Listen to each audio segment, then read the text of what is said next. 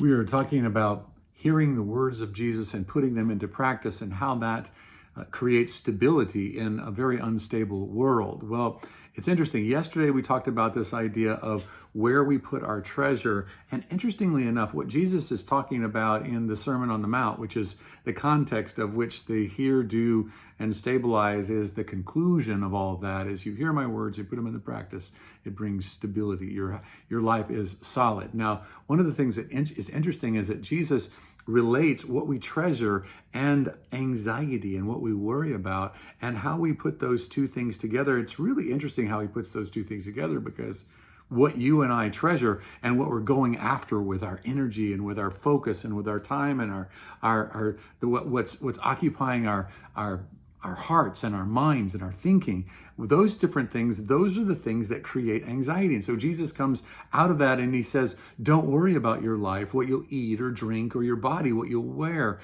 For is life not more than than food, and your body more than clothes? And he talks about how God cares for the creation and that we can trust him to care for us. And so that's the word that I believe that God wants to challenge us with this morning, is what are you anxious about? And how has that been allowed to have such a loud voice that it actually is overcoming the truth of God and the voice of Jesus inside of you? So I think today the challenge to look at is, am I treasuring things? Am I treasuring success? Am I treasuring relationships? Am I treasuring all kinds of things? My physique, or the way that I look, or or how many likes that I have, or how many people, how many friends that I have on Facebook?